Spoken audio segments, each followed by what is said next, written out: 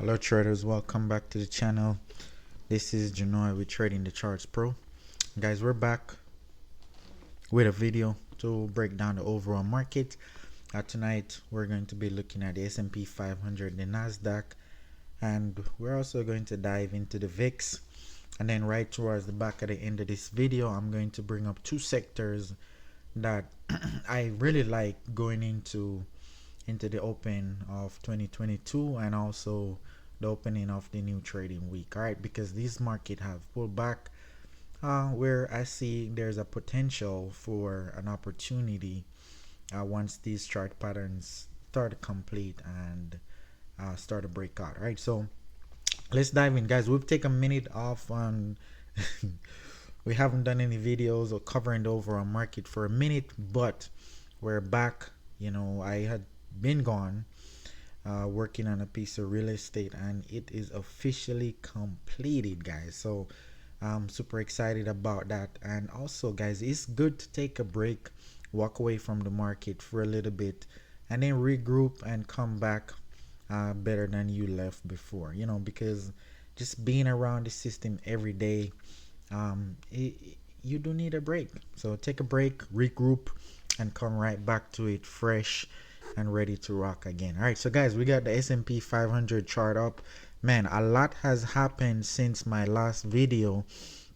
I remember on my last video, the market had literally broke the trend right here, and I was like, yes, we're gonna be bearish, and that was what that video covered. However, we had kind of a weird small kind of an inverse head and shoulders pattern here that brought the market back to its upside. So that was basically everything that I missed when I was not doing any videos. All right, so now when we look at the context and the structure of this price action, what do we have? Big picture, guys, the market is still bullish. We're still in a uptrend. The market fell out of the trend here, but it bounced, came back up, made a short-term resistance, pulled back down, and you can see from this bounce right here that the market pretty much have laid out a short-term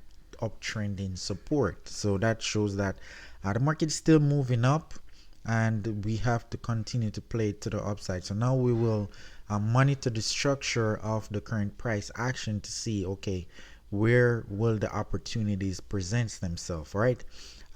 Where we can go long, and if the market start to completely break down, which I don't see anything to really break the market down. The market already know that we're gonna have interest rates starting to increase around June of 2022, but historically, guys, the market has rallied during a period where the Fed has been tightening or start to tighten or tighten as previously. So basically, I don't want to say the market is going to completely sell off because of that. We just have to monitor price action, and you guys know that we trade based on what the chart tells us. So until the market start to break its trend, right, which we can see if I zoom out just a little bit, right, this is the structure of the current price action or current market situation that we are in. Very, very bullish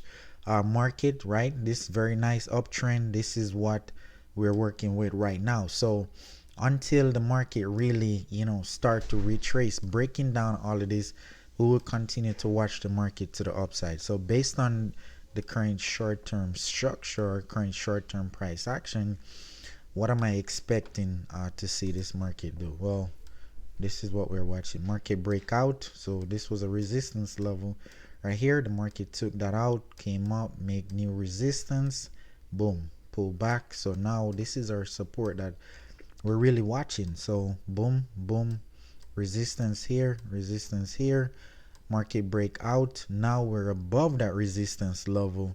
So typically what I like to see is the market to pull back to that resistance level and use that resistance as a support to propel and move higher. So I'm watching this movement here as a small pullback. We need to see the market hold this resistance level for it to break and continue moving up. If that level doesn't hold, right, what we're anticipating to happen next is we'd see a pullback down to the support right at this level, right? And from there, that should continue to hold, giving the market a support for it to continue move into this uptrend or diagonal trend that we currently have right now.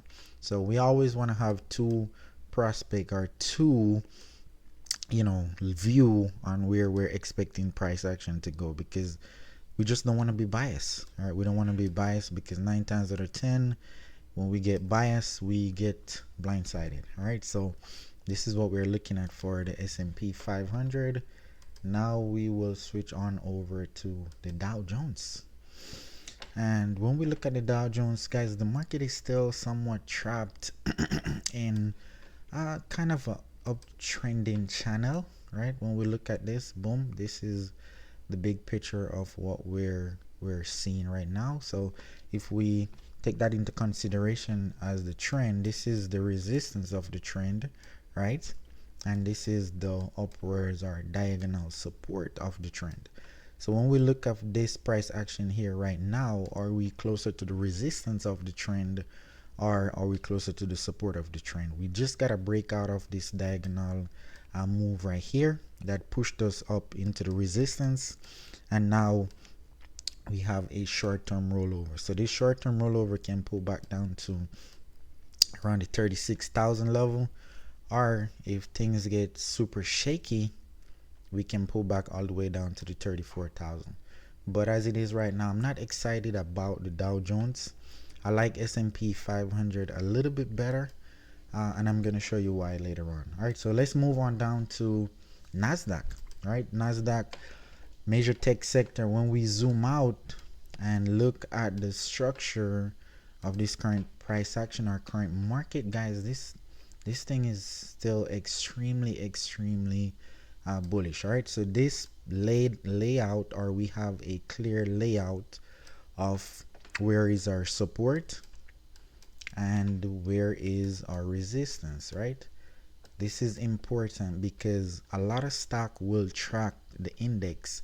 So the main reason for going in, mapping out the index, is that we're able to find those stocks that mirror the index, and if we study the index, then we know where we're going to buy the index at, and we know where we would buy those specific stocks at. All right, so that's the main reason for coming in and doing a full analysis on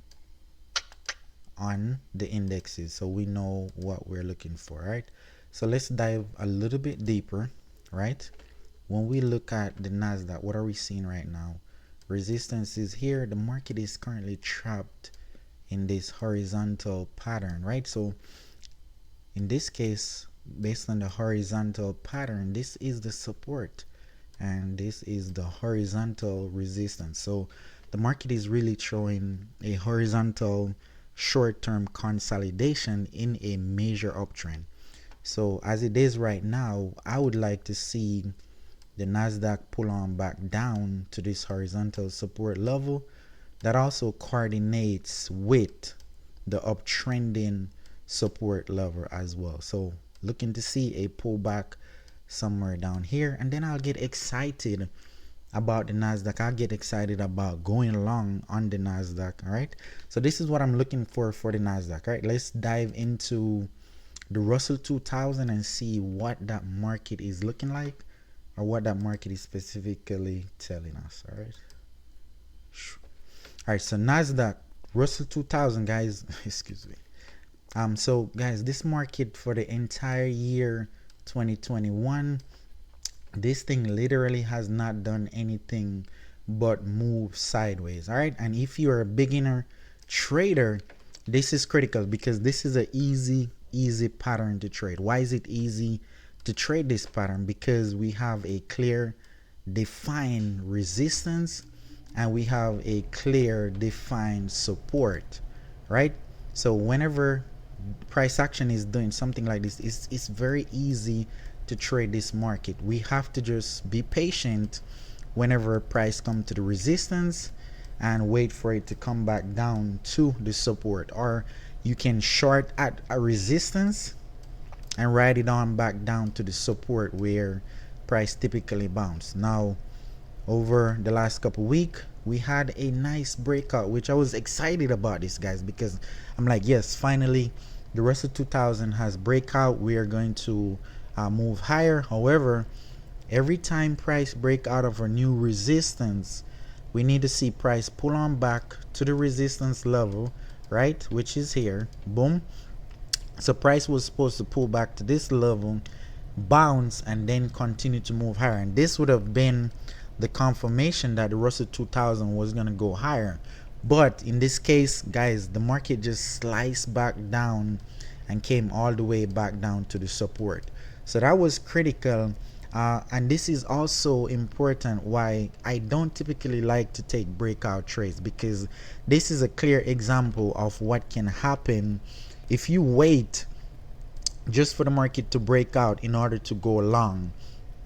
It can end significantly bad for you, because you see price come up and immediately just started selling off.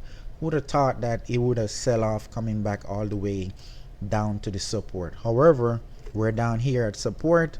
Boom, boom, W pattern, and here it is. Price is starting to move back to the upside. So as it is right now, I don't see anything to do with the Russell 2000, guys, unless price pulls back down to the horizontal support and give us a triple bottom bounce. Then would anticipate price moving to the upward side. Right now, as it is like a 50-50 race. Price can fall and price can continue propelling up to the resistance right here. So based on risk reward ratio, there's nothing to do. Not yet. It's not clear enough to go long. It's not clear enough to go short. So we'll continue to be patient and just wait and see what else we find. All right, guys, so if you've been watching to this point, I want to show you two sectors that I'm super excited about, because price action has pulled back right in XLC, which is the communication sector in the S&P 500. And based on the chart which we looked on previously, S&P 500, it looks pretty good based on the price structure. Now with XLC, we can see market made a high due to the fact that the market now knows that the Fed is planning to raise interest rate.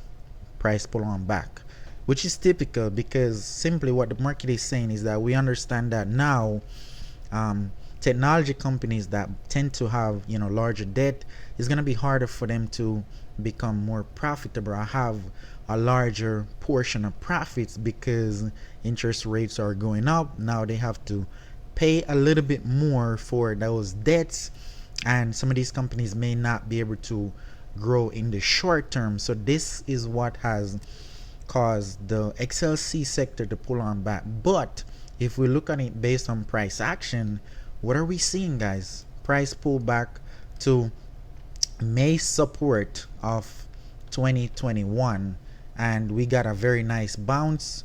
Price came up into this downtrending resistance, right?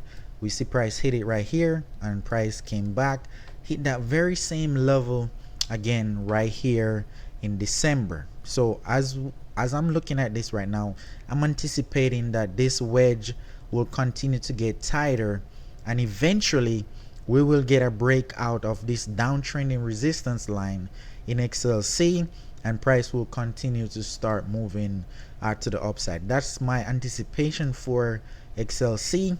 If you do not like specific individual stocks, it is good to trade the sector, because you have more of a diversification going on when you trade the sector. You also don't want to be sector overweight, but it is easier to trade the sector rather than an individual stock, because one stock can sell off, go down significantly, but the sector will be more balanced. So if you're worried about risk, this is a good place to get some good balance. I do believe technology will continue to grow, new innovations, it won't stop. So based on price action structure, I do believe eventually here we're gonna get a breakout. Price will continue to propel back to the $86 level. All right, so this is the first sector that I really like, or I have at the top of my list on watch.